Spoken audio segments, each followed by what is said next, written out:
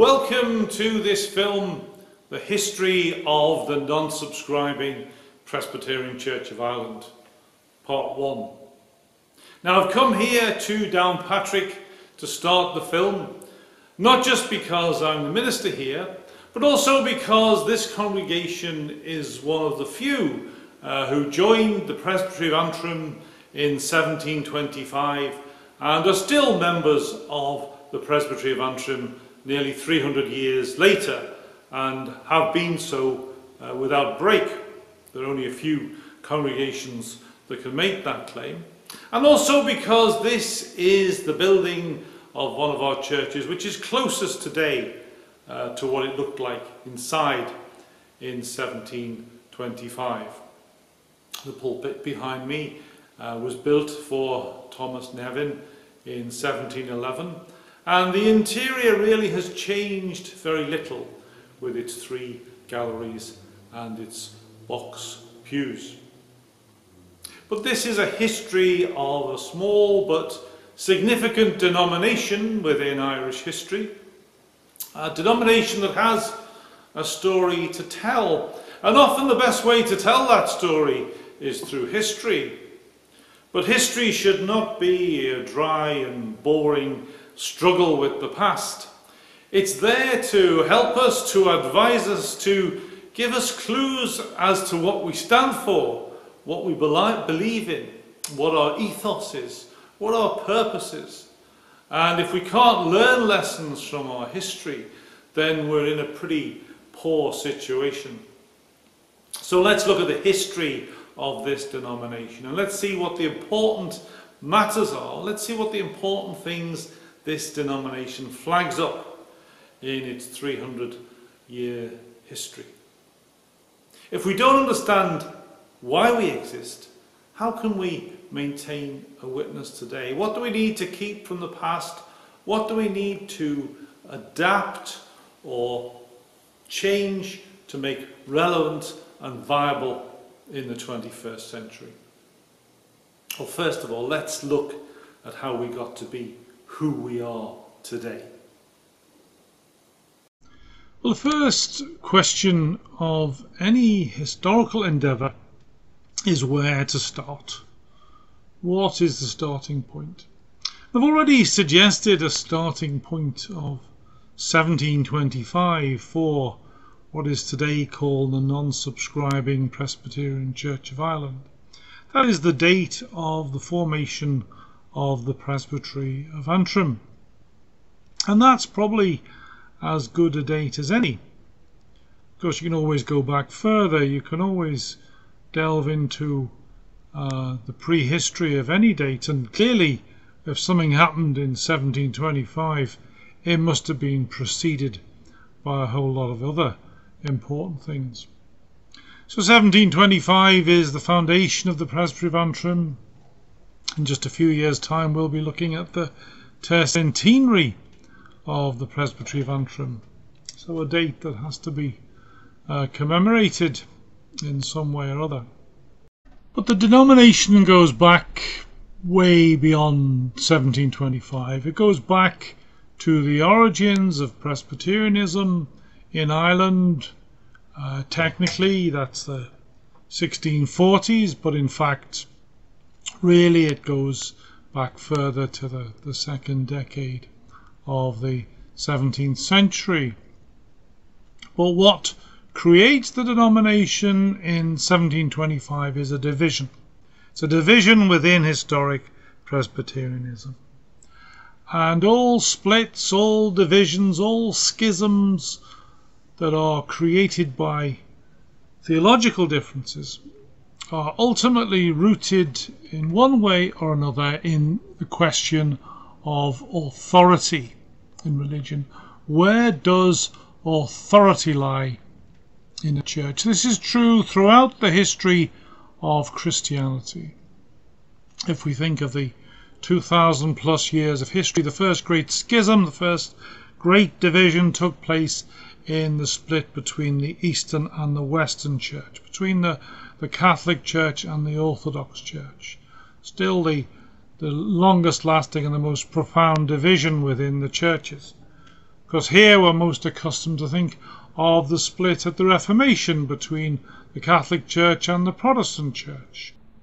We see this split between the Catholic Church and Protestantism, but then Protestantism fragments into so many different forms. Protestantism takes so many forms. There are so many splits and further divisions within what's broadly termed Protestantism that it takes on a multiplicity of forms.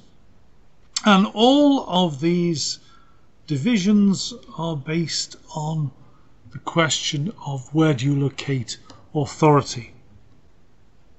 And by authority we don't just mean who's in charge, although that's part of it. We think of the Pope or bishops, or we think of synods, or we think of some form of conference. It's not just about that, it's also about how do you define truth? Where do you place truth? People would see it as how do you maintain truth? How do you preach truth? How do you inculcate truth? How do you keep truth protected? This is all bound up with notions of authority. But as Protestantism splits up, so the different Protestant churches find different ways of identifying where authority lies.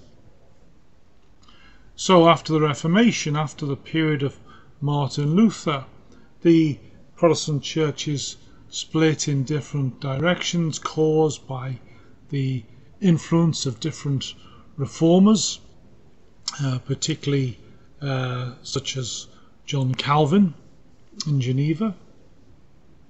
John Calvin develops the Protestant churches and Protestant theology in a wholly new direction. But it's also influenced very heavily across Europe by the influence of governments, by the influence and the demands and the requirements of royalty, of those in power. And so in England we see a different sort of hybrid of Protestant religion in the Church of England, and Anglicanism becomes a worldwide religion as well. But all these different forms of Protestantism take shape, but all would claim at some point authority lying in the same place. William Chillingworth said, "The Bible and the Bible alone is the religion of Protestants." And yet in every case different Protestant churches would trim or change or alter in some subtle way this notion that the Bible alone was the source of their authority. So in England, from the time of Henry VIII onwards, the king, the monarch, is the head of the Church of England, and it's really brought to the control of the state. In Presbyterianism, a new confession is developed which aims to encapture the whole meaning of the Christian faith, particularly the Protestant faith, and that's called the Westminster Confession. And the Westminster Confession is especially important in Scotland, yet as its name suggests, it originates somewhere else. It originates a different time and a different place when there were efforts to make Presbyterianism the religion of England. Now the Westminster Confession actually has very little influence in England in the long term, but it does have an immense influence in Scotland and a very significant influence in Ireland, and a particularly significant influence amongst Irish Presbyterianism. So on the one hand you have this claim that the Bible is the central source of authority, and yet you have this secondary source of authority, which in this case is the Westminster Confession of Faith. Now that's not unique to Presbyterians or to Calvinists or to the more vigorously evangelical Protestants in the English-speaking world. It's true across Europe. It's true in all the different Presbyterian type churches who develop their own confessions, which they see as essential to delineate what the faith contains. Now, This is fine if you accept a confession as something that is written in a certain time, in a certain place, and has a specific purpose to encourage or help or direct people. But for many people within Presbyterianism, there came a point, particularly on the threshold of the Enlightenment, when people began to use their reason in conjunction with religion. There came a point when they questioned the validity of giving authority to these kinds of confessions. And this is what happened. And this was part of the run-up to this ejection of the non-subscribers in 1725. And in some ways we could say that if we didn't want to start our story in 1725, we could start it in 1719. That year the Reverend John Abernathy preached a sermon before the Belfast Society on Romans chapter 14 verse 5, "Let every man be fully persuaded in his own mind." And Abernathy entitled his sermon "Religious Obedience Founded on Personal Persuasion." And it was this that plunged Irish Presbyterianism into the struggle that was to last for the 7 years, and which only ended with the expulsion of this liberal non-subscribing wing of the church. It was preached in 1719 and published in 1720. And Abernathy took his stand on the sufficiency of Scripture, but with it the right, what he called the sacred right of private judgment, and the individual's responsibility to employ the God-given faculty of reason in their religious opinions. But there we've got to this key figure of John Abernathy, this outstanding figure within Irish Presbyterianism in the early 18th century, this well-qualified, incredibly well-read, incredibly effective preacher who leads the non-subscribers and gathers around him a group of ministers who are well equipped to argue the latest ideas concerning this question of authority. And the split within Irish Presbyterianism in 1725 is a split over the question of authority par excellence. But Abernathy is one of the leaders. But I've also mentioned already the Belfast Society, and this is a key body involved in the creation of this division. The Belfast Society was a group of ministers and students for the ministers, and one time lay people as well, who were concerned to meet together to study the scriptures, to read the latest books, to share their reviews of the latest books. It was described as a voluntary society for prayer and conference, and it was intended to continue for continuing education of ministers. But writing 150 years after the controversy, the well-known Presbyterian historian from the Orthodox side, Thomas Witherow, observed, "The society proved to be a seed plot of error, from which erroneous principles were carried out and disseminated over the church. And secondly, the studies and the controversial readiness which membership in the society required made men like Abernathy and Kirkpatrick more than a match for their opponents." Well, Kirkpatrick here is the Reverend James Kirkpatrick, the minister actually of the second congregation in Belfast, and because Abernathy is minister of the Presbyterian congregation in Antrim. But Kirkpatrick too is a very important figure. But what Witherow is saying is that they, because he was on the other side of the argument to them, he was saying that they were wrong and that they propagated wrong ideas. But he also says that the fact that they were in the Belfast Society, that they were coming together, debating these ideas, meeting and thinking about radical ideas and discussing them, made them better equipped for the arguments. And this is one of the things that historians have been aware, that the non-subscribers basically had the better side of the arguments. And they included far and away the most able people in the ministry at the time. For their own part, the non-subscribers said, when the pamphlet war erupted after 1720, a vigorous pamphlet war that went on past 1725, but when the non-subscribers tried to put their side of the argument, they said about the Belfast Society, we had just reason to expect that a design so truly Christian and a conduct so inoffensive and so well adapted to its proper ends would have procured the universal approbation of all the true friends of religion and learning, especially of all hearty well-wishers to the cause of nonconformity. And we are confident that if our friends had not taken things by a wrong handle and misapprehended our meaning, they would not have allowed themselves to take offence and be so much displeased as some of them seem to be.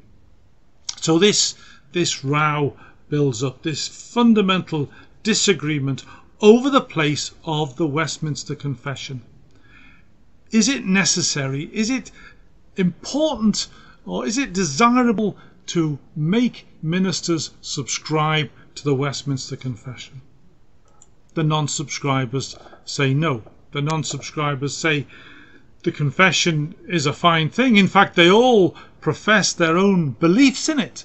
They say it's a fine thing to have, but it cannot be made compulsory, because they say that the Bible alone is the rule of faith. And anything that's put in a confession that's already in the Bible is unnecessary to have it repeated. And if it's including things that aren't in the Bible, then it is pernicious. So this is their argument about the confession. And of course, from my point of view, I would say that any confession can only be written by a certain group of people in a certain place at a certain time, and is very much a reflection of those people and that place and that time. And of course today, if we think of the Westminster Confession, we think particularly of Scotland. And there's no doubt the Westminster Confession has had a crucial and central place in the history of Scotland, particularly the Church of Scotland. But of course its name tells you that it doesn't originate in Scotland. It originates in England at the time when they were trying to make Presbyterianism the religion of the English Church, something that was never successful. But it's written in Westminster. But even the Church of Scotland, which is so much bound to the Westminster Confession towards the end of the 20th century, found phrases and aspects and clauses of the Westminster Confession that they were no longer happy with, and they tried to edit them out, to remove them, but they found they couldn't do that in law. So they were put in a very difficult position. But it still shows that everyone in the end has to recognise that any confession, any creed, is of its time and cannot really to be held as good for all time. Well, people even today sometimes ask me which part of the Westminster Confession as non-subscribers do we not approve of. But the point is not that we don't like this bit or that bit. We don't approve of confessions on principle, and that was the stand that the non-subscribers made in 1719, in 1720, in 1725. Now the Belfast Society is founded in 1705, but really we can keep going back for our foundation date for this history. And we can not only go back in time, we can also move away from Ireland, because the forerunner to the Belfast Society, the origins of the Belfast Society lie in the University of Glasgow, not very far away. And really in the ancestral homeland of so many of the ministers in Ulster in the early 18th century. But the University of Glasgow was very important because the English universities, Oxford and Cambridge, were closed to dissenters. Trinity College Dublin was closed to dissenters. The only universities that were open to anyone were those in Scotland, and particularly popular for Irish Presbyterians was Glasgow. And when they went to Glasgow, they learnt new ideas and they learnt new ways of thinking. And it seems very clear that the template for the Belfast Society was found by many of the ministers in Glasgow. Now, a great majority of the Irish Presbyterian ministers, both subscribers and non-subscribers, were educated in Glasgow. John Abernathy read his first degree at Edinburgh, but he read divinity. He later did divinity at Glasgow. James Kirkpatrick, who we've mentioned, was educated at Glasgow. And when they went to Glasgow University, they studied under Professor James Woodrow. And under him and under his more controversial successor, Professor John Simpson, they were encouraged to meet together in just the same way as the Belfast Society for informal discussion and consideration of the Scriptures. And there's no doubt whatsoever that this practice and this pattern of thinking which they acquired in Glasgow became the pattern for their approach when they entered the ministry in Ulster. But we can take it wider than that as well, because certainly this is not a purely Irish or even Ulster Scots issue. This is something that's sweeping across Europe. When John Abernathy preaches his sermon, he's also aware and he's reflecting on a similar issue that's being raised within the Church of England. Benjamin Hoadley, a bishop of the Church of England, is preaching before the King, no less, on similar topics. And not just in England, in the Church of England, but across Europe, particularly amongst the Reformed churches, even in Geneva, in that bastion of Reformed churchmanship. Here, in what was the home of Calvin, in 1706, the Reformed churches abandoned subscription. Now, they don't abandon subscription to the Westminster Confession of Faith because they don't have it. They have instead a thing called the Formula Consensus in Switzerland. And under the leadership of a man called Jean-Alphonse Turrettini, the Swiss churches in Geneva abandon subscription. So this is a movement that's spreading across Europe. It's shared by all those Presbyterians and Reformed church people at the beginning of the Enlightenment, the beginning of the age of reason. And the one thing they want to do is apply their own reason to their religion. They no longer see reason and religion as being in separate compartments. And this really is the beginning of non-subscription. This is the beginning, the origin of our denomination, of our way of looking at things.